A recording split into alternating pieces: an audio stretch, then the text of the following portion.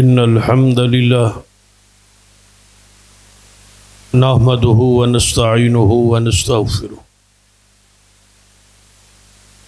ونعوذ بالله من شرور أنفسنا ومن سيئات أعمالنا من يهد الله فلا مضل له ومن يضلل فلا هادي له أشهد أن لا إله إلا الله وحده لا شريك له وأشهد أن محمدا عبده ورسوله أما بعد فإن خير الحديث كتاب الله وخير الهدي هدي محمد صلى الله عليه وآله وسلم وشر الأمور محدثاتها وكل محدثة بدعة وكل بدعة ضلالة أما بعد فأعوذ بالله السميع العليم من الشيطان الرجيم من همزه ونفخه ونفثه بسم الله الرحمن الرحيم لقد رضي الله عن المؤمنين إذ يبايعونك تحت الشجرة علم ما في قلوبهم فأنزل السكينة عليهم وأثابهم فتحا قريبا رب اشرح لي صدري ويسر لي أمري واحلل عقدة من لساني يفقه قولي رب زدني علما سبحان ربك رب العزة عما يصفون وسلام على المرسلين والحمد للہ رب العالمین۔ حضرات،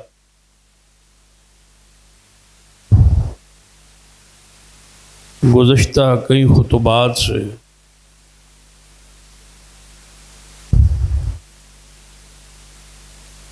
صحابہ کرام رضوان اللہ علیہم اجمعین اور اہل بیت اعظام کے فضائل مناقب بیان کا ایک سلسلہ جاری ہے۔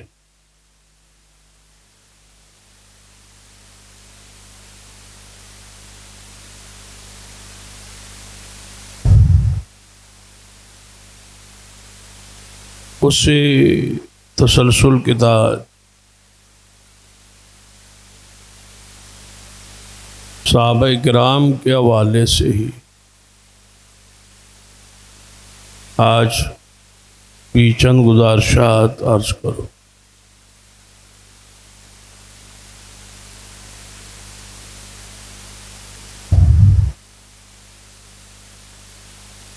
صحابہ کرام کے آپس کے جو اختلافات ہیں، مشاجرات ہیں،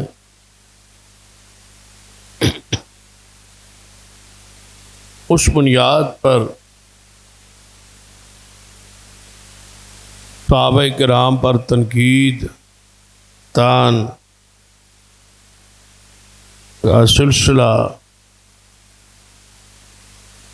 جاری ہے۔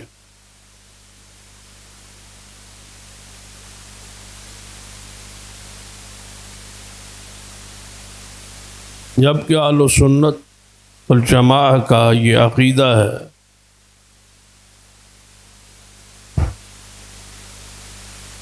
اور یہ عقیدہ اتفاقی ہے، اجماعی ہے،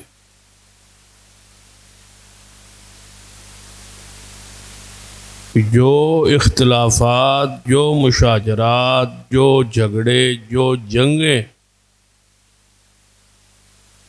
اصحاب رسول کے درمیان ہوئی، ان پر بعد میں آنے والے اہل ایمان، اہل اسلام خاموش رہے۔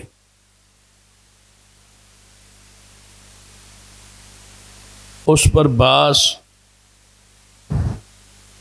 نہیں کریں گے اور ان اختلافات کی بنیاد پر کسی پر سب و شتم نہیں ہو۔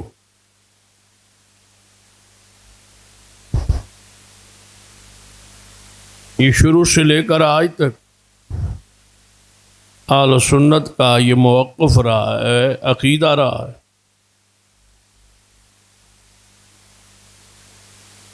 اس پر تمام محدثین نے خاموشی ہی اختیار کی اور سب کے لیے اللہ سے دعائیں کی، تعریف کرتے رہے، توصیف کرتے رہے، ان کا ذکر خیر کرتے رہے اور ان مشاجرات کو زیر باس ہی نہیں لائے۔ وہ کتابوں میں موجود رہے لیکن انہیں عوام الناس میں نہیں لایا، کیونکہ کچھ چیزیں ایسی ہوتی ہیں جس طرح کہیں ایک حدیث بھی ہے، سیدنا ابو ہریرہ رضی اللہ تعالی نبی علیہ السلام سے حدیث سنی کہ جس نے کلمہ اسلام خالص دل سے پڑھ لیا وہ جنت میں جائے۔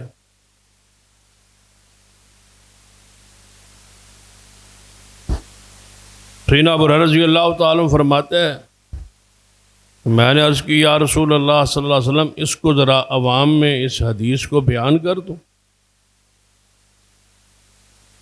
آپ نے فرمایا جاؤ بیان کر دو۔ تو سیدنا ابو ہریرہ رضی اللہ تعالیٰ عنہ بازار میں نکلے اس حدیث کے اعلان کے لیے، بیان کی، اور آواز دے رہے تھے کہ رسول اللہ صلی اللہ علیہ وسلم کا یہ فرمان ہے، یہ حدیث ہے۔ سیدنا عمر رضی اللہ تعالیٰ عنہ نے سیدنا ابو ہریرہ کی یہ آواز، یہ بات سنی تو آئے، انہیں روکا اور ٹوکا اور فرمایا کہ واپس چلو، یہ حدیث بیان نہ کرو۔ رسول اللہ صلی اللہ علیہ وسلم کے پاس آئے، فرمایا یا رسول اللہ صلی اللہ علیہ وسلم، اس حدیث کو بیان کرنے سے لوگ عمل سے رک جائیں گے اور اسی کلمے پر اعتماد کر کے اور بھروسہ کر کے بیٹھ جائے۔ اب یہ حدیث ہے، بہت ساری باتیں ایسی ہوتی ہیں جو اہل علم کے درمیان زیر باس رہتی، عوام میں اس کو پبلک نہیں کیا جاتا، بیان نہیں کیا جاتا۔ یہ عوام الناس مختلف ذہن، مختلف فکر، مختلف عقل اور سوچ کے لوگ مالک، تو ان مسائل یا ان احکام یا ان عقائد تک ان کی اپروچ نہیں ہوتی،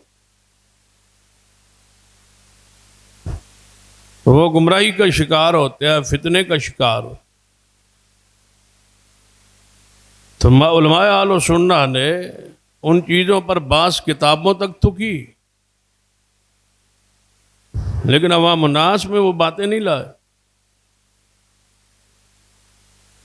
کہ اس سے صحابہ کرام کے حوالے سے کوئی فتنہ یا گمراہی یا بغض یا کینہ یا دل میں کوئی بیماری پیدا ہو، کیونکہ قرآن پاک میں ہماری حیثیت واضح ہوگی، یعنی ہر بندے کا ایک درجہ ہوتا ہے، ایک مقام ہوتا ہے۔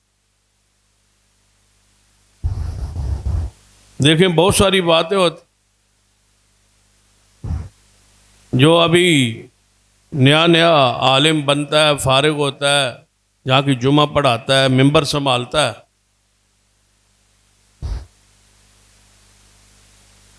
کوئی بات ایسی کہہ دے جو بزرگ علماء نے کہی ہو، تو اسے کہا جاتا ہے کہ ابھی آپ عمر میں چھوٹے ہیں، تجربے میں چھوٹے ہیں، یہ بات آپ کے لائق یا یہ آپ کے درجے اور مقام اور حیثیت کے خلاف مناسب نہیں۔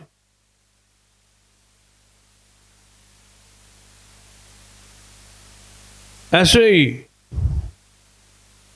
پہلے بندہ اپنی حیثیت، اپنا سٹیٹس، اپنا مقام دیکھتا ہے کہ میں خود کس مقام پہ کھڑا ہوں اور باس کن پہ کر رہا ہوں،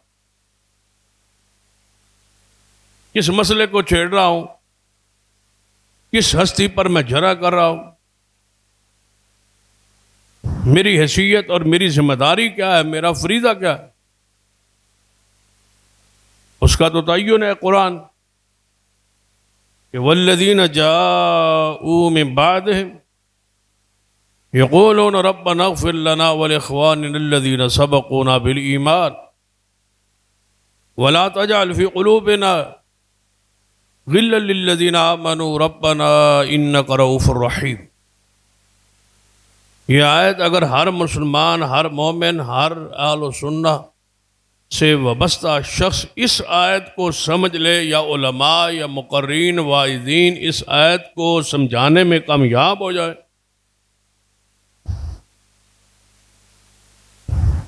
تو ہر شخص اس پر اس کی اپنی حیثیت، اپنی ذمہ داری واضح ہو جائے۔ قرآن یہ کہتا ہے کہ جو لوگ صحابہ کرام کے بعد آئیں، والذین جاءوا من بعدہم، یعنی پیچھے اس سے ماقبل جتنی آیات ہیں ان میں مہاجرین کا ذکر ہے، انصار کا ذکر ہے، بڑے صحابہ کا ذکر ہے، کبار صحابہ کا ذکر ہے، پہلے پہلے آنے والے اصحاب رسول کا ذکر ہے،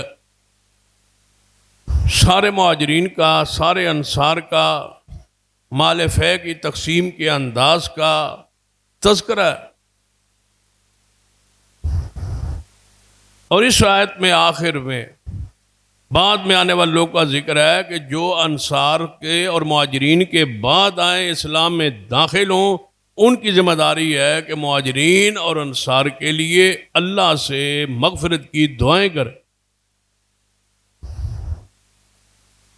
یعنی اپنی ڈیوٹی دیکھے، اپنی ذمہ داری دیکھے۔ ڈیوٹی کیا ہے؟ اللہ لگا رہا ہے، ذمہ داری کیا دے رہا ہے کہ تم نے صحابہ کے لیے دعائیں کرنی، ان کی تعریف کرنی، ان کی توصیف کرنی، ان کا ذکر خیر کرنا ہے، اور دعا کرنی ہے کہ اللہ ان کی مغفرت کر دے اور ان کے بارے ہمارے دل میں کینہ اور بغض، ناراضگی پیدا نہ ہو، دل صاف کر۔ یعنی ہماری ذمہ داری یہ ہے۔ سارا قرآن احادیث پڑھو، کہیں بھی نہیں لکھا کہ بعد میں آنے والی کی ذمہ داری ہے کہ مہاجرین کے نقائص تلاش کرے، ان کے عیوب تلاش کرے، ان کی کمیاں تلاش کرے، ان کے آپس میں کوئی مشاجرات یا جھگڑے اختلافات ہوئے تو اس پر گروپ بنائیں، اس پر پارٹی بنائیں، اس پر بحث کریں، ان پر لڑیں اور قوم کو لڑائیں۔ یہ ذمہ داری ہی نہیں۔ ہماری ذمہ داری یہ ہے، ہمارا عقیدہ اور ایمان یہ ہے کہ صحابہ کے لیے ہم نے دعائیں کرنی، یہ ہماری ذمہ داری۔ امام محمد بن حسین آجری رحمہ اللہ نے، جو 4 صدی ہجری کے امام ہے، انہوں نے اپنی کتاب الشریعہ اس پر بڑی لمبی بحث کی۔ فرماتے ہیں کہ آپ کی ذمہ داری کیا ہے اور آپ کر کیا رہے۔ مثلاً اگر آپ کو صحابہ کرام کی تحقیق کرتے کرتے ان کے نقائص، ان کی کمی، ان کی لڑائی، ان کا جھگڑا، ان کے عیوب یا ان کے گناہ یا ان کی خطائیں آپ کے علم میں آ جائیں تو بتائیں، اس تحقیق پر اپنی زندگی صرف کریں، وقت خرچ کریں، بتائیں آپ کو دنیا میں اور آخرت میں اس کا فائدہ کیا ہو، آپ کو کیا فائدہ ہے اس کا، سوائے اس کے کہ آپ کے ایمان کا نقصان ہے، آپ کے دین کا نقصان، بغض پیدا ہوگا، کینہ پیدا ہو، نفرت پیدا ہو، ان کے خلاف غصہ پیدا ہوگا، جس سے آپ کے ایمان میں، آپ کے اعمال میں، آپ کے عقائد میں کمی واقع ہو۔ یعنی جس راہ پہ آپ نے چلنا ہی نہیں، اس راہ پہ آپ چل رہے ہیں، جو ذمہ داری نہیں، اس ذمہ داری کو اپنے آپ پہ آپ نے خود لاگو کر لی۔ فرماتے سے بہتر تھا کہ آپ اپنے فرائض، اپنے واجبات، اپنی نماز، اپنے اعمال، اپنے عقائد اور اپنی آخرت کو سامنے رکھ کے اپنے واجبات اور فرائض ادا کر، یا فرماتے ہیں اس سے بہتر تھا کہ آپ اپنی معاشی حالات کو دیکھتے، اپنے کھانے کو، اپنے اکل حلال کو، اپنی کمائی کو زیادہ تحقیق، زیادہ ریسرچ، زیادہ وقت اسے دیتے تاکہ آپ کی ایک لقمہ حلال کا ہو، نماز کو وقت دیتے، صدقہ و خیرات کو زیادہ وقت دیتے، نفلی روزے رکھتے، عبادات کرتے، اپنے کمائی کو حلال اور پاک اور صاف کرتے، خدمت خلق کرتے، لوگوں کے ساتھ حسن سلوک کرتے، حقوق العباد ادا کرتے۔ آپ کس راستے پر چل رہے ہیں کہ جو ساتھی ہیں رسول اللہ کے، جو اصحاب ہیں رسول اللہ کے، آپ اس پر تان کرنے کو مسلک اور عقیدہ اور گروہ بنا کے بیٹھ، رات دن کی مصروفیات، رات دن کی ذمہ داری آپ کی یہی ہے کہ جب جاگے صحابہ کو برا کہ جب کوئی محفل مجلس سجے ان شخصیات کو برا کہنا شروع کر دے جن کی قرآن تعریف کر رہا ہے، قرآن ان کی تعریف کر رہا ہے، توصیف کر رہا ہے، تزکیہ بیان کر رہا ہے، اور آپ ان کو برا کہہ رہے ہیں، آپ کس کے مقابلے میں کھڑے؟ رسول اللہ صلی اللہ علیہ وسلم نے فرمایا، اللہ فرماتا ہے کہ جس نے میرے ولی کے ساتھ دشمنی کی اس نے میرے ساتھ اعلان جنگ۔ صحابہ کے اولیاء اللہ ہونے میں کیا شک شبہ ہے؟ ان سے اللہ کا پیارا اور کون ہو سکتا ہے؟ وہ تو حزب اللہ ہے، وہ اللہ والے ہیں، وہ اللہ کا گروہ ہے، اور جو اللہ کے گروہ سے دشمنی رکھتا ہے تو کیسے وہ جنگ یہ جیت سکتا ہے اللہ سے؟ ان کی مدد کے لیے تو آسمان سے فرشتے آئے، جب کافر ان کے خلاف آ گئے تھے، جب کافر انہیں مٹانے آئے تھے، جب کافر انہیں ختم کرنے آئے تھے، جب کافر ان سے لڑنے آئے تھے، تو اللہ نے آسمان سے صحابہ کے دفاع کے لیے تو فرشتے نازل کیے تھے۔ اب انسان اور کلمہ پڑھ کے تم خود ہی صحابہ کو شروع ہو، یہ تو کام کافروں کا تھا۔ صحابہ کے خلاف میٹنگ، صحابہ کرام کے خلاف اجلاس، صحابہ کرام سے بغض، صحابہ کرام کو حضور سے جدا کرنا، صحابہ کرام کے خلاف لڑنا، صحابہ کرام کو برا کہنا، صحابہ کرام کو بے وقوف نعوذ باللہ کہنا، صحابہ کرام کے پیچھے پڑنا، صحابہ کرام کے خلاف میٹنگ اجلاس بلانا، مشاورت کرنا اور انہیں ہر معاملے میں ان کو تنگ اور پریشان کرنا، سزائیں دینا، یہ تو کام کافروں کا ہے۔ مسلمانوں کا تو یہ تھا کہ وہ صحابہ کرام کی حمد کرتے، تعریف کرتے، ان کی عظمت بیان کرتے، ان کی شان بیان کرتے۔ قرآن پاک میں عجیب انداز سے، قرآن پاک میں صحابہ کرام کے بارے میں بڑی پیاری بات وہ لکھتے ہیں، فرماتے ہیں کہ قرآن نے تو یہ کہا ہے کہ وَلَقَدْ عَفَا اللَّهُ عَنْهُمْ، کہ اللہ نے ان صحابہ کو معاف کر دی۔ خطائیں ہوئیں، غلطیاں ہوئیں، مشاجرات ہوئے، جھگڑے ہوئے، لیکن اللہ نے انہیں معاف کر دی۔ اب بتائیں اس کے بعد گنجائش کیا رہ جاتی ہے کہ ان پر بحث کریں کہ ان کو معاملہ تو اللہ کے ساتھ، آپ کا تو کچھ نہیں نہ بگاڑا.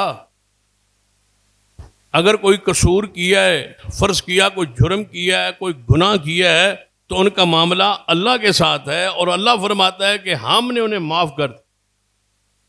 قرآنی نص ہے، وَلَقَدْ عَفَا اللَّهُ عَنْهُمْ وَلَقَدْ عَفَا عَنْكُمْ. اللہ نے تمہیں معاف کر دیا، اللہ نے ان صحابہ کو معاف کر دیا. معافی کے بعد ایک تو ہوتا ہے نا، ایک بندہ توبہ کرتا ہے، مثلا آپ کے علم میں آ گیا فلاں بندے نے غلطی کی، فلاں بندے نے گناہ کیا، یہ بات آپ کے علم میں آ گئی، پتہ چل گیا، آپ نے دیکھ لیا ایک بندے کو گناہ کرتے. اس کے بعد وہ بندہ کہتا ہے کہ یار آپ نے مجھے یہ گناہ یا کرتے دیکھا ہے، لیکن میں نے توبہ کر، میں نے اللہ سے معافی مانگ لی ہے، میں نے توبہ کر. اب بتاؤ اس کا کیا حکم ہے؟ التائب من الذنب کمن لا ذنب له. رسول اللہ فرماتے ہیں توبہ کرنے والا ایسے ہے جیسے اس نے گناہ کیا ہی نہیں. آپ اس کو کیا اس گناہ کے دوبارہ تانا دیں، اس بنیاد پر اس کو برا کہیں گے جب وہ خود کہہ رہا ہے کہ میں نے معافی مانگ لی. اب معاملہ تو اس کا اور اس کے رب کا ہے، لیکن یہ ہے عام بندے کے بارے میں. کیوں؟ اس لیے کہ ہو سکتا ہے اس نے توبہ کی نہ ہو اور آپ سے کہے کہ میں نے توبہ کر، اس نے معافی نہ مانگی ہو اور آپ سے آگے جھوٹ بولے کہ میں نے معافی مانگ لی ہے. صحابہ کا تو معاملہ ہی اس کے برعکس ہے. صحابہ نے کی ہے یا نہیں یہ تو معاملہ صحابہ کا ہے نا. اللہ نے خبر دے دی ہے کہ ان کو میں نے معاف کر دیا،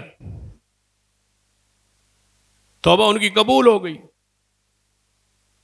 کوئی بات ہوئی توبہ قبول ہے، کوئی خطا ہوئی معافی مل گئی، معافی کی بشارت آ گئی، خبر آ گئی اللہ کی طرف سے، جنت کی خبر بھی آ گئی رب کی طرف سے، معافی کی خبر بھی آ گئی، توبہ کی قبولیت کی خبر بھی آ گئی، اللہ کے راضی ہونے کی خبر بھی آ گئی. اس کے بعد بھی صحابہ کو برا کہا.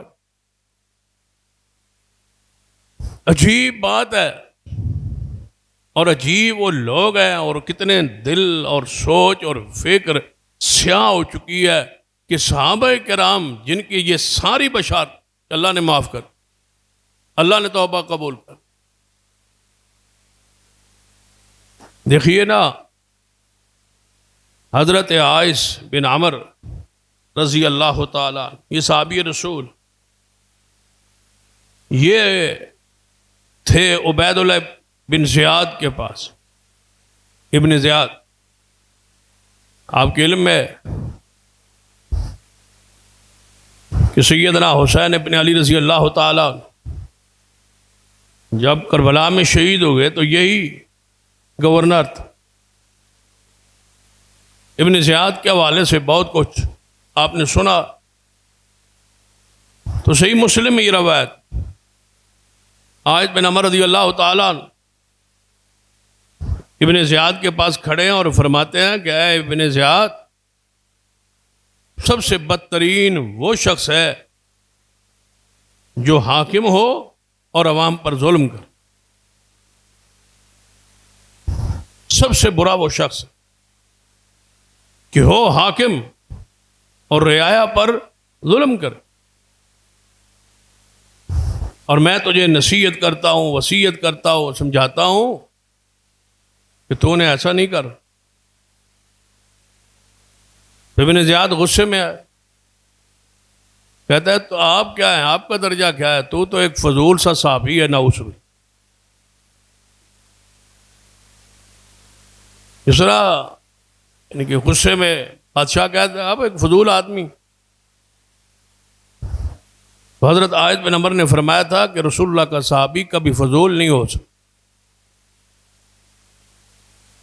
اتنی ساری حاکم کی جرح پر صحابی رسول بول رہا ہے کہ صحابی رسول کو یہ فضول کا جملہ بھی آپ نہیں کہہ سکتے. وہ صحابی تو سارے قیمتی شخصیات ہیں، صحابی تو سارے اچھے.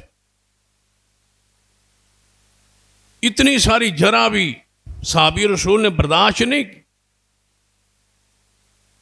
کہ اس نے صرف انہیں نہیں صحابہ کو بھی ساتھ تان میں رکھا ہے. آپ نے فرمایا نہیں، صحابی فضول نہیں ہوتے، صحابی رسول اللہ کے قیمتی شخصیات کا نام. صحابہ کرام کے بارے میں تو قرآن کنتم خیر امہ کہتا. جب رسول اللہ نے اس آیت کو پڑھا تھا تو سامنے کون تھے؟ کون تم. بھلا ہم کہیں عجیب بات ہے کہ آج کے سارے مسالے کے لوگ یہ آیت پڑھتے ہیں اور کہتے ہیں کہ رسول اللہ کی امت ساری امتوں سے افضل ہے، ساری امتوں سے بہتر ہے. قرآن کہتا ہے کنتم خیر امہ. یہ آیت سارے پڑھتے، بریلوی ہو، دیوبندی ہو، سنی ہو، شیعہ ہو، سارے یہ کہتے ہیں کنتم خیر امہ، تم بہترین امت ہو. قرآن کہہ رہا ہے یہ آخری امت سب سے بہترین ہے. قرآن کہہ رہا ہے. اور جن سے امت شروع ہو رہی، جن سے امت شروع ہو رہی، جن سے امت رسول اللہ کی بن رہی، جہاں سے امت کا آغاز ہو رہا ہے، جو امت کی اساس اور بنیاد ہے، یہ موجود تھے سامنے حضور کے تو یہ آیت آئی تھی کنتم خیر امہ. وہ اس سے خارج کیسے ہو گئے؟ وہ باہر کیسے ہو گئے؟ میں آج اس آیت کو پڑھوں اور اب پوری جماعت پہ فٹ کروں کہ کنتم خیر امہ، تم بہترین امت ہو. کسی اور مسلک کا کوئی عالم کہے، آیت پڑھے کنتم خیر امہ، تم بہترین ہو. جب رسول اللہ نے اس آیت کو پڑھا ہوگا تو سامنے امت سے مراد تو محمد کے صحابہ تھے. تو کنتم خیر امہ سے صحابہ کو نکالتے ہو، ان کو برا کہہ رہے ہو. اس لیے امام ابن حجر رحمہ اللہ نے فرمایا تھا کہ تم سے تو عیسائی بہتر ہے.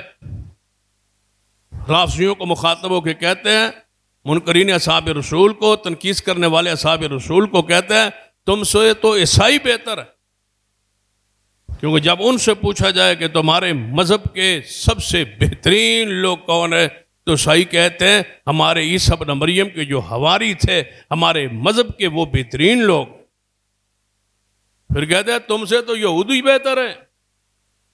یہودیوں سے سوال ہو کہ تمہارے مذہب کے بہترین لوگ کون ہیں تو وہ کہتے ہیں موسیٰ علیہ السلام کے ساتھی. فرماتے ہیں تم کتنے برے ہو جب تم سے پوچھا جائے کہ تمہارے اسلام کے اس مذہب کے سب سے برے لوگ کون ہیں تو تم کہتے ہو ہم اچھے ہیں، محمد کے صحابہ برے تھے. نعوذ. فرمایا تم سے برا کون ہو سکتا ہے؟ یہ کام تو یہودیوں عیسائیوں نے اپنے نبی کے ساتھیوں کے ساتھ ظلم نہیں کیا جو آپ نے کی. فطری بات ہے. کسی جماعت کو چھیڑ لیں، پوچھ لیں، وہ سارے یہ کہیں گے کہ ہمارے جماعت کے جو بانی ہیں، جو قائد ہیں، جو اس کے ساتھی ہیں وہ ٹھیک ہیں، وہ سچے ہیں، وہ کھرے ہیں، وہ وفادار ہیں. کیسے امت ہی ہے کہ کلمہ رسول پاک کا پڑھتے ہیں اور کہتے ہیں جو ہمارے رسول کے ساتھی ہیں وہ ٹھیک نہیں. رسول کیسا ہے؟ جس کے ساتھی ٹھیک نہیں. رسول کیسے ہے؟ جن کے رات دن اٹھنے والے ساتھ بیٹھنے والے وہ ٹھیک نہیں، جن کی بیویاں بھی ٹھیک نہیں، بیٹیاں بھی ٹھیک نہیں، سسرال بھی ٹھیک نہیں، داماد بھی ٹھیک نہیں. بتاؤ پھر رسول کو مانا تو کیسے مان؟ کیا مانا ہے رسول اللہ صلی اللہ علیہ وسلم کو؟ کوئی ہے جو ہماری اس درد پر، اس تکلیف پر، اس پیغام پہ غور کرے؟ کیا مانا ہے آپ نے رسول اللہ صلی اللہ علیہ وسلم؟ کیا رتبہ دیا ہے نبی علیہ الصلوۃ والسلام جو آئے تھے کتاب و سنت کے ذریعے وہ یزکیہم تزکیہ کرنے؟ تزکیہ کیسے کی؟ دلوں کو صاف کرنے آئے تھے، پاک کرنے آئے. رسول اللہ آئے اس لیے تھے کہ پاک کریں. کہاں حضرت شیخ القرآن رحمہ اللہ فرمایا کرتے تھے کسی استاد کو 100 کی کلاس دے دی جائے، 100 بندوں کی کلاس دے دی جائے کہ آپ ان کو پڑھانا ہے، سمجھانا ہے، ان کے اخلاق، ان کے آداب، ان کے عقائد، ان کے اعمال آپ نے درست کرنے ہیں، اور 23 سال کے لیے 100 کی کلاس دے دی. سال کتنے دی جائیں؟ 23 سال. کلاس شاگرد کتنے ہوں؟ 123 سالوں کے بعد امتحان لیا جائے کہ آپ کو کلاس دی گئی تھی، 23 سال آپ نے پڑھایا، سمجھایا، تزکیہ کیا، اب ہم امتحان لینا چاہتے ہیں۔ جب امتحان لیا تو 97 ہوئے فیل اور 3 ہوئے پاس۔ بتاؤ استاد انعام کے لائق کیسا استاد ہے؟ 23 سالوں میں 100 میں سے 97 فیل ہوئے، 3 پاس ہوئے، رزلٹ کتنا ہوا؟ 3%۔ اب آپ بتائیں، پاکستان کا یہی قانون ہے کہ 3% رزلٹ والے استاد کو انعام دیا جاتا۔ کیا کہہ رہے ہیں آپ کہ حضور کو جتنے صحابہ دیے تھے سارے حضور کی وفات کے ساتھ ہی پھر گئے، 3 پاس ہوئے، 3 رہ گئے۔ قصور شاگردوں کا ہے یا استاذ کا ہے؟ قابل تعریف شاگرد ہیں یا قابل تعریف استاد ہے؟ وَيُعَلِّمُهُمُ الْكِتَابَ وَالْحِكْمَةَ وَيُزَكِّيهِمْ۔ شیخ القرآن رحمہ اللہ فرمایا کرتے تھے درخت کی قدر و قیمت پھل سے معلوم ہوتی، پھل صحیح نہ ہو تو درخت بیکار ہے۔ جس رسالت کے، جس شجرہ طیبہ کے، جس دین اسلام کے درخت کے پھل صحابہ ہیں اور وہی ناکام ہے، بتاؤ اس اسلام کے، اس کے درخت کا فائدہ کیا؟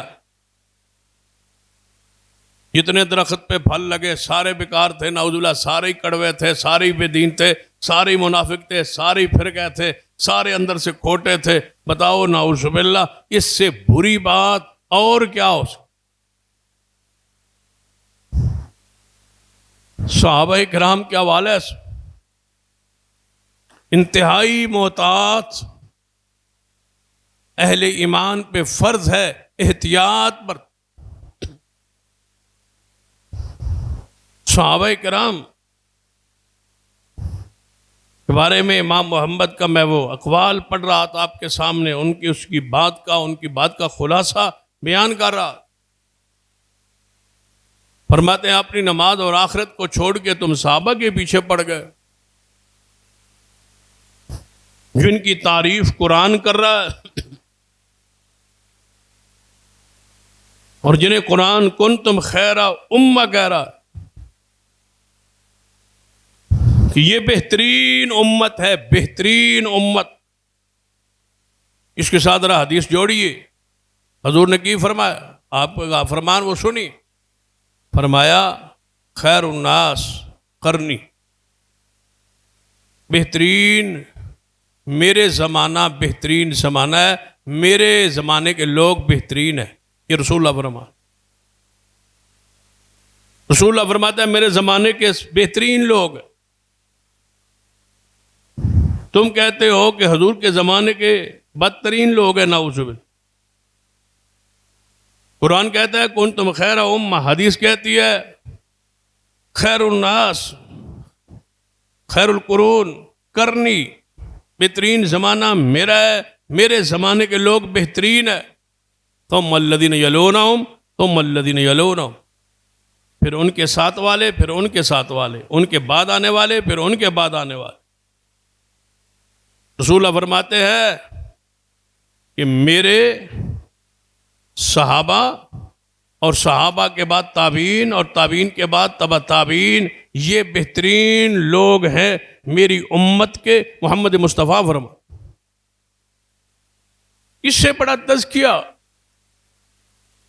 آج کل یہ جو لفظ مشہور ہے نا، تزکیہ لیتے لوگ آتے ہیں، وہ مسجد ہم نے بنانی ہے، مدرسہ ہم نے بنانا ہے، تزکیہ آپ جاری کر۔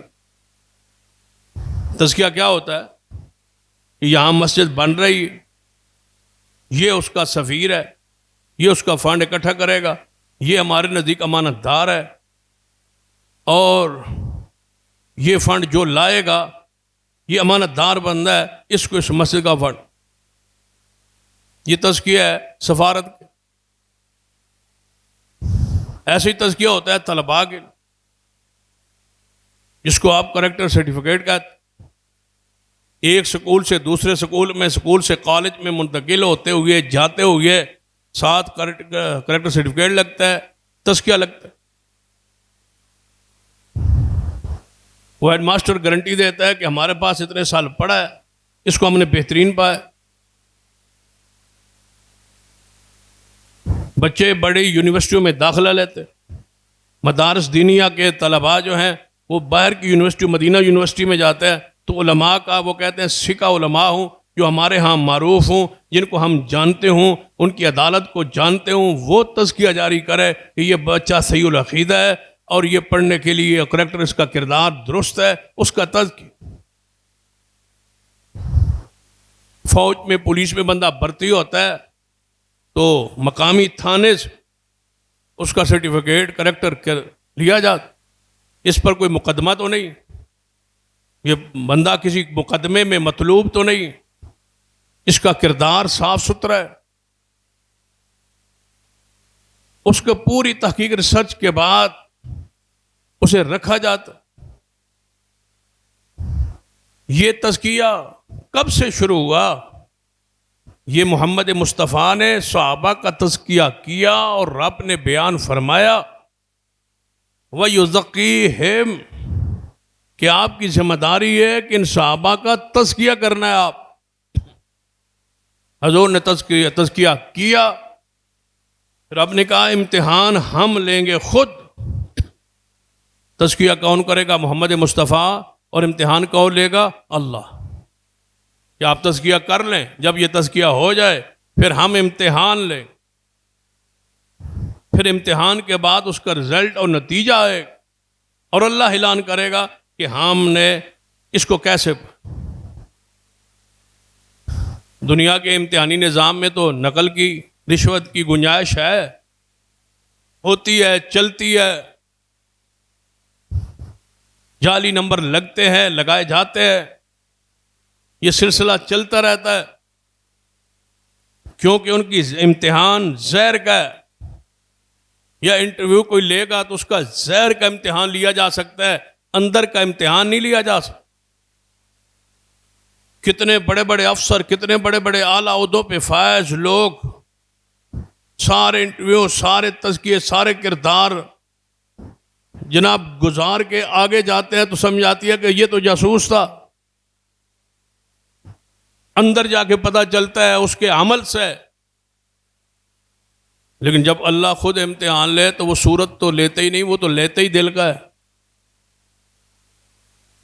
اللہ تعالیٰ نے امتحان لیا اور فرمایا، قرآن پاک کو پڑھیں، امتحان لیا اور پھر امتحان کا ذکر کیا. ان الذين يغضون اصواتهم عند رسول الله اولئك الذين امتحن الله قلوبهم للتقوى. امتحن الله قلوبهم للتقوى. امتحان اللہ فرماتا ہے امتحان لیا ان کا کس نے؟ اللہ. قلوبہم للتقوی، صورت کا نہیں، ہم نے امتحان لیا ان کے دل کا، تقوی کا. التقوی ہا ہونا، التقوی ہا ہونا، تقوی یہاں ہوتا ہے، تقوی دل میں ہوتا ہے. للتقوی، تقوی کا امتحان لیا، اندر دیکھا صحابہ کا کیا ہے. للتقوی اعلان کیا ہوا لہم مغفرۃ وَأَجْرٌ عظیم. فرما جاؤ، ہم نے تمہارے دل کو دیکھ لیا، ہماری بخشش تمہارے لیے. فرماتے ہیں کہ جب اللہ نے امتحان لیا اور کامیابی کا اعلان کیا اور فرمایا کہ تمہارے تقوی ہے دل میں، اولئک کتب فی قلوبہم الایمان، جاؤ تمہارے دلوں میں اللہ نے خود ایمان لکھ دیا ہے. ایمان لکھا کس نے؟ اللہ نے. مٹایا کس نے؟ یہ کچی پینسل کے ساتھ نہیں لکھے جاتے، کوئی اس کے اوپر ریموور نہیں پھیرا جا سکتا. پتہ ہے یہ کس قلم کے ساتھ لکھے ہوئے ہے؟ نون والقلم وما یسطرون. لکھنے والا اللہ ہے. اولئک کتب فی قلوبہم الایمان، اللہ فرماتے ہیں ہم نے صحابہ کے دل میں ایمان لکھ دیا ہے، وہاں تک کوئی پہنچے تو مٹائے، وہاں تک پہنچتے ہوئے تو یہ مقام شہادت پہ پہنچ جائیں گے۔ ہاتھ پہ لکھا ہوا مٹ سکتا ہے، کپڑے پہ لکھا ہوا مٹ سکتا ہے، کاغذ پہ لکھا ہوا مٹ سکتا ہے، دل پہ لکھا ہوا کبھی مٹتا نہیں اور نہ کوئی مٹا سکتا۔ لکھنے پر بھی وہی قادر ہے اور مٹانے پر بھی وہی قادر ہے۔ امام محمد فرماتے ہیں کہ قرآن ان کی تعریف کر رہا ہے اور آپ ان کو برا کہہ رہے ہیں۔ قرآن کیا کہہ رہا ہے؟ لَقَدْ رَضِيَ اللَّهُ عَنِ الْمُؤْمِنِينَ إِذْ يُبَايِعُونَكَ تَحْتَ الشَّجَرَةِ فَعَلِمَ مَا فِي قُلُوبِهِمْ فَعَلِمَ مَا فِي قُلُوبِهِمْ۔ صحابہ کے دلوں کا ذکر ہو رہا ہے، شکل صورت کی تو بات ہی نہیں ہے۔ شکل میں ابو لہب جیسا کوئی خوبصورت نہیں ہوگا مکے کے لوگوں میں، عوام الناس میں۔ ابو لہب کہتے ہی اس واسطے ہیں ان کو کہ اس کے چیلوں سے، اس کے چہرے سے شعلے سرخی کے، سفیدی کے، اتنا خوبصورت تھا، لیکن برباد ہوا محمد مصطفیٰ اور صحابہ کی مخالفت۔ اور بلال کی صورت کے تذکرے آپ کے علم میں ہے اور درجے کے تذکرے بھی آپ کے۔ اللہ صورت نہیں، دل کی تذکرہ۔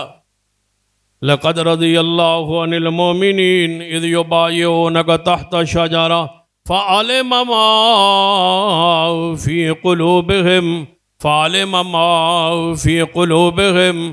فرما اللہ جانتا ہے ان کے دلوں میں کیا ہے۔ فَعَلِمَ مَا فِي قُلُوبِهِمْ، دلوں کو جان کے آگے اعلان۔ فَأَنزَلَ السَّكِينَةَ عَلَيْهِمْ وَأَصَابَهُمْ فَتْحًا قَرِيبًا۔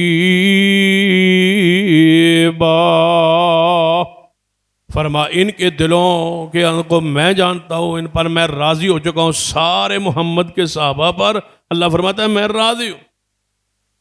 اور اللہ کی رضا ایسی نہیں ہوتی۔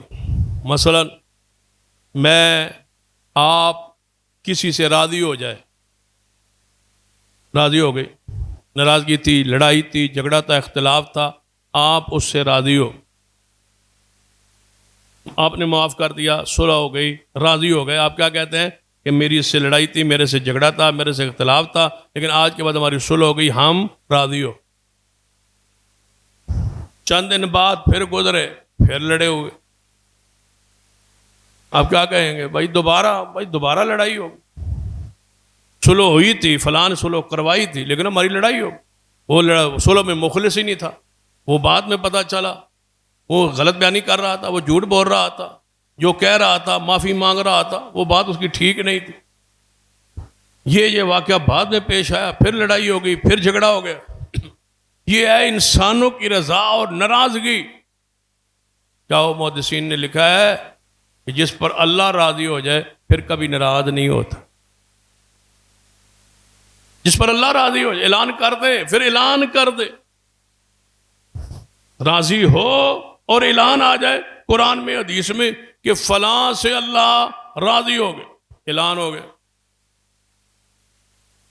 پھر اعلان ہوا 2-4 دنوں کے بعد کہ نہیں، وہ اللہ تعالیٰ کو نعوذ باللہ پتہ نہیں چلا، وہ تو بندہ کھوٹا نکلا، لہذا اللہ ناراض ہو گیا۔ یہ رب کی رضا نہیں، وہ عالم الغیب ہے، وہ کل کے حالات کو جانتا ہے، اس نے کب پھرنا ہے اسلام سے وہ جانتا ہے، اس کے لیے جنت کی بشارتیں اور رضا کے اعلان نہیں کرتا،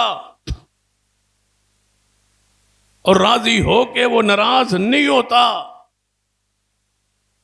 اور ایک محدثین نے ایک اور بڑی پیاری بات لکھی، فرماتے ہیں ہم جو کچھ کرتے ہیں اللہ کی رضا کے لیے، اللہ ہم پہ راضی ہو جائے۔ نماز کس لیے پڑھتے ہیں؟ اللہ راضی ہو جائے۔ یہ جمعہ پڑھنے کے لیے آئے، کس کے لیے؟ گرمی کی شدت میں ہم سارے بیٹھے، کس کے لیے؟ اللہ راضی ہو جائے۔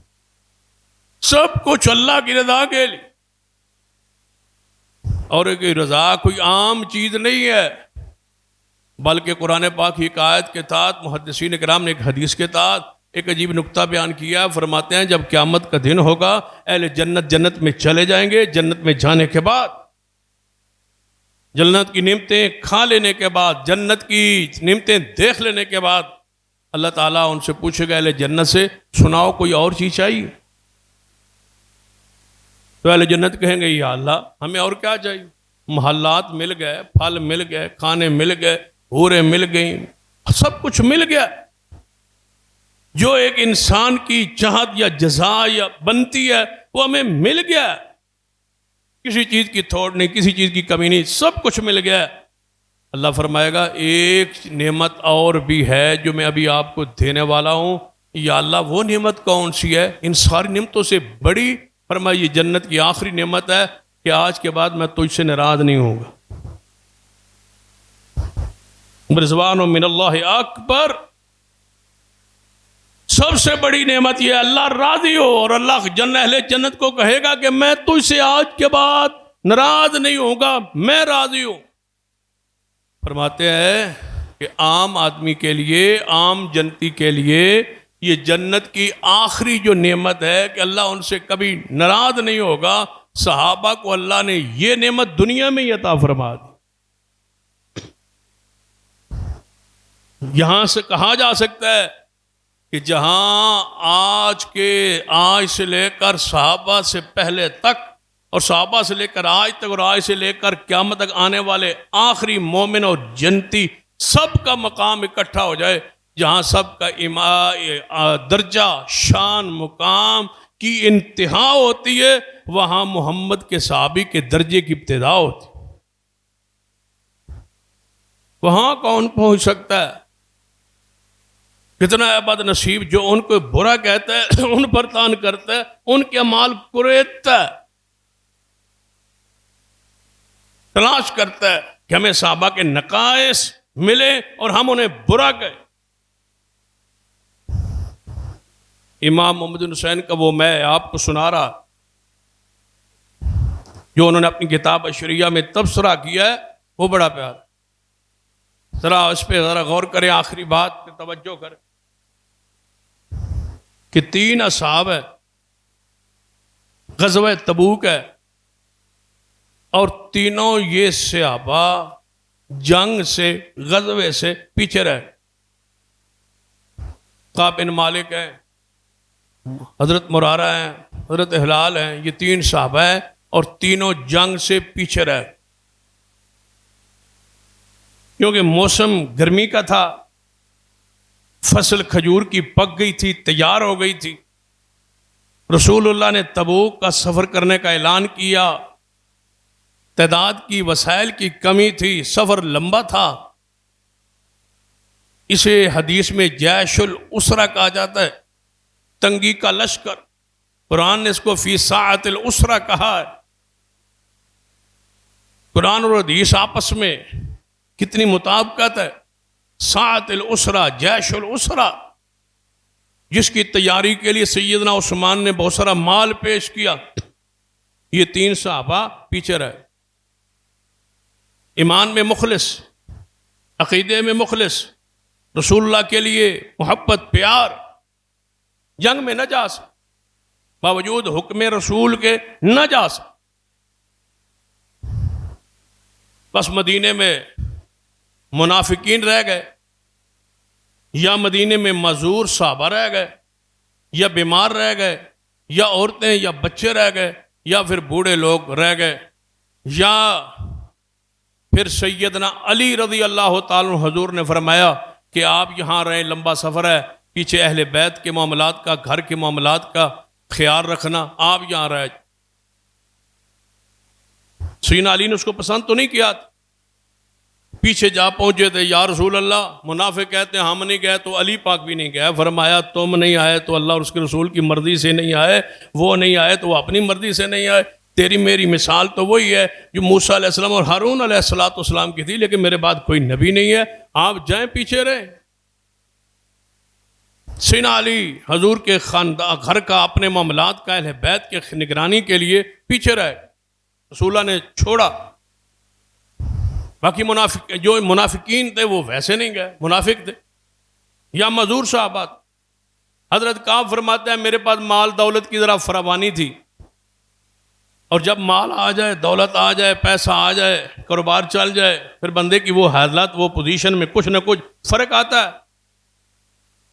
حضرت کہاں فرماتے ہیں کچھ مال دولت کی وجہ سے نہ کچھ میرے اندر وہ ساری چیزیں کچھ آ بھی گئی تھیں، لیکن میرے خیال میں یہ تھا کہ میں پہنچ جاؤں گا، یہ قافلہ جا رہا ہے میں بھی پیچھے پہنچ جاؤں، گھوڑا ہے میرے پاس، سواری ہے، وہ تیز ہے اور اچھی ہے، میں پیچھے سے پہنچ جاؤں گا، جانے دے، آج چلتا ہوں، آج چلتا ہوں، آج چلتا ہوں، میں نہ جا سکتا۔ پھر میرے دل میں خیال آیا کہ ہزاروں صحابہ ہیں، ہمارا کون سا کوئی اتنا درجہ ہے، اتنا مقام ہے، اتنے کوئی مشہور اور بڑے لوگوں میں ہمارا شمار ہے، ہم تو عام سپاہی ہیں، عام ساتھی ہیں حضور کے، حضور نے کب ہمیں وہاں یاد کرنا ہے، کب ہمیں سنبھالنا ہے، بڑوں کا ذکر ہوگا، ہزاروں لوگ ہیں، ہم کہاں نہ بھی گئے تو بات بن جائے۔ اللہ کا امر، جب تبوک میں رسول اللہ پہنچے، سب سے پہلے آپ نے سوال کیا کعب بن مالک کا، جو کہتے تھے نا ہم نے کس نے یاد کرنا، رسول نے پوچھ ہی اس کا لیا، فرمایا کعب کا ہے۔ صحابہ نے کہا یا رسول اللہ صلی اللہ علیہ وسلم آج کل کعب کے پاس مال ہے، دولت ہے، کاروبار ہے، آج کل جہاد، پھر اس معاملے میں کون نکلتا ہے وہ، آپ نے ایسا نہ کہیں، کعب میرا سچا ہے، کعب میرا کھرا ہے، کعب میرا محبت کرتا ہے، ایسی بات نہ کہے۔ صحابہ کو حضور نے نہیں بولنے دیا صحابی کے خلاف، صحابہ کو نہیں بولنے دیا حضور نے صحابی کے خلاف، اور تم بولتے ہو 1450 سال بعد حضور کے صحابہ کے خلاف۔ میں ایسا نہ کہیں، کہاں فرماتے ہیں رسول اللہ صلی اللہ علیہ وسلم تبوک سے واپس آ، اب جب فتح ہوئی اور حضور واپس آئے، تھاک بیٹھ گئی اسلام کی، اہل اسلام کی، جو واپس آئے نبی علیہ السلام، اب منافقین، جب پھر حکومت ہو، فتح ہو، پھر لوگ آتے ہیں مبارکیں دینے کے لیے، منافقین بھی آتے ہیں، مخالفین بھی آتے ہیں، جو لوگ ساتھ نہیں دیتے وہ بھی آتے ہیں، وہ سارے اب آ رہے۔ ایسے ہی ہوتا ہے، ہمارے ہاں بھی ایسا الیکشن ہو، بندہ دوسرے کی سپورٹ کر رہا ہوتا ہے، جب اگر اللہ معاملہ ایسا ہو کہ وہ جیت جائے تو بندہ سب سے پہلے مبارک دینے اسے پہنچ جاتا، اور مبارک ہو جی، میں بھی آپ کے ساتھ ہی تھا، اندر میں ووٹ تینوں ہی دیتا۔ یعنی یہاں یہ ایک روش ہے، طریقہ کار ہے۔ منافقین آنے شروع ہو گئے، یا رسول اللہ میں نے آنا تھا لیکن میری ماں بیمار ہو گئی، یا رسول اللہ میرا فصل پک گیا تھا، یا رسول اللہ یہ مسئلہ بنا، یہ مسئلہ بنا۔ حضور فرمایا اچھا ٹھیک ہے جاؤ، کوئی مسئلہ نہیں آ سکتا، کوئی مسئلہ، عذر ہوتے رہے، پیش ہوتے رہے، حضور قبول کرتے رہے۔ کہاں فرماتے ہیں میں بات بنانے میں، بات سمجھانے میں، دوسرے کو قائل کرنے میں میرے جیسا بندہ کوئی نہیں تھا۔ میں نے پورا طریقہ بنایا کہ حضور کے پاس جاؤں گا، یہ کہوں گا، بہانہ بناؤں گا، حضور چھوڑ دیں۔ فرماتے ہیں جب میں گھر سے بہانے بنا کے سوچ کے چلا، اور جو ہی حضور پاک کے پاس بیٹھا سارے بہانے بھول گیا۔ میں نے دل میں سوچا جھوٹ بولے گا اور کس کے سامنے؟ رسول اللہ کے سامنے، وہی آ جائے گی، حضور کو پتہ چلے گا جب وہی کے ذریعے، اور پتہ کہاں آپ نے جھوٹ بولا ہے، پہلے گئے نہیں اور پھر جھوٹ، لہذا سچ بولو۔ فرمایا یا رسول اللہ صلی اللہ علیہ وسلم ہم تین ساتھی، سچی بات ہے ہمیں سستی نے پیچھے چھوڑ دیا، مال کی محبت نے پیچھے چھوڑ دیا، کاروبار کی وجہ سے نہیں آ سکے۔ آپ نے فرمایا میرے صحابہ کعب اور ان دو ساتھیوں کے خلاف سوشل بائیکاٹ ہے، کوئی بندہ ان کو نہ بلائے، کوئی بندہ ان کے ساتھ نہ بیٹھے، ان کے معاملات، ان کے ساتھ لین دین سب کچھ ختم کر دیا جائے۔ فرماتے ہیں 40 دن ہمارا بائیکاٹ ہو گیا پورے مدینے میں، کوئی ہمیں بلاتا نہیں تھا، کوئی ہمیں ہمارے ساتھ بات ہی نہیں کرتا۔ فرمایا میرے چچا کا بیٹا، میں اسے ملنے گیا، میں نے اس کو سلام کہا، اس نے میرے سلام کا جواب نہ دیا، میں نے کہا میں مسلمان نہیں، اس نے کہا تو مسلمان ہے۔ فرمایا پھر بولتا کیوں نہیں؟ فرمایا محمد مصطفیٰ نے روکا ہے، کیوں بولے؟ رشتہ داری اپنی جگہ، محمد مصطفیٰ کی اطاعت اپنی جگہ ہے، نہیں بولنا ہم نے آپ سے۔ فرماتے ہیں مدینے میں رہنا مشکل ہو گیا، مدینے کی زمین مجھ پر تنگ ہونے لگی، کوئی بولتا ہی نہیں، کوئی بلاتا ہی نہیں، بائیکاٹ ہے میرا۔ فرماتے ہیں میں بازار میں جا رہا تھا، وہاں سے ایک بندہ پوچھ رہا تھا کعب بن مالک کو ملنا ہے، کسی نے اشارہ کیا یہ کعب بن مالک جا رہا ہے، وہ میرے قریب آیا، اس نے کہا میں غسان کے بادشاہ کا قاصد ہوں، انہوں نے یہ خط آپ کے نام بھیجا ہے۔ فرمایا میں خط کھولا پڑھا، لکھا ہوا تھا تو بڑا لائق ذہین فتین آدمی ہے، سنا ہے تیرے نبی محمد صلی اللہ علیہ وسلم تیرے ساتھ بائیکاٹ کر دیا ہے، آپ مدینہ چھوڑ کے ہمارے پاس آ جائیں، آپ کو حکومت میں حصہ دیں گے، وزارت میں حصہ دیں گے، آپ کو مال دیں گے، دولت دیں گے۔ جب یہ خط پڑھا تو وہیں روک کے فرمایا اچھا میرے امتحان کا سلسلہ بھی جاری ہے۔ خط کو پھاڑا، تنور میں پھینکا، فرمایا غسان کے قاصد، بادشاہ کے قاصد، جا بادشاہ کو کہہ دینا کہ تیری حکومت سے محمد کی ناراضگی بہتر ہے۔ نہیں چھوڑتا محمد مصطفیٰ کو، یار ان کو برا کہا جائے، ان پر تنقید کی جائے، فرمایا نہیں چھوڑ سکتا محمد مصطفیٰ صلی اللہ علیہ وسلم کو، جا کے کہہ دے بادشاہ کو تیری حکومت تیری وزارت کچھ بھی نہیں چاہیے، بس محمد مصطفیٰ کا ساتھ۔ یہ ہیں وہ لوگ یوم لا یخزی اللہ النبی والذین آمنوا معہ، اللہ فرماتا ہے قیامت کے دن میں اپنے نبی کو اور نبی کے ساتھیوں کو رسوا نہیں کروں گا، ان کے آگے پیچھے نور روشنی دوڑتی ہو۔ اللہ کہتا ہے میں رسوا نہیں کروں گا اور تم انہیں برا کہتے ہو۔ اللہ کہتا ہے قیامت والے دن میں رسوا نہیں کروں گا،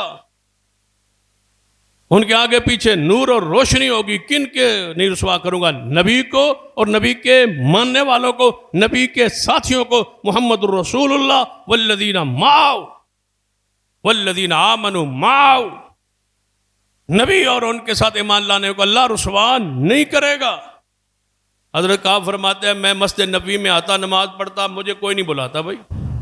ایک دن میں نماز پڑھ رہا ہوں، رسول اللہ بیٹھے ہیں، میں بعد میں نماز پڑھ رہا تھا، میں آیا، میں نماز پڑھنے شروع کی، رسول اللہ بیٹھے تھے، میں نے نماز کے اندر کہ حضور میری طرف دیکھتے ہی نہیں، جب میں آتا ہوں حضور چہرہ طرف پرے کر لیتے۔ میں ایک دن تجربہ کیا با حضور میری طرف دیکھتے ہیں یا نہیں، نماز میں فرماتے میں نماز پڑھتے پڑھتے آنکھ کو چرایا اور حضور کی طرف دیکھا تو حضور میری طرف دیکھ رہے تھے، جب میں نے دیکھا تو حضور نے نظر پھیر لی۔ میں نے سوچا کہ دل میں ابھی محبت ہے، پیار ہے رسول اللہ صلی اللہ علیہ وسلم، کسی عمل کسی حکم کے انتظار میں۔ فرماتے ہیں جب 40 دن ہو گئے نا تو ہمارے تینوں کے گھر پیغام آیا آج کے بعد تم اپنی بیویوں کے قریب بھی نہیں جا سکتے۔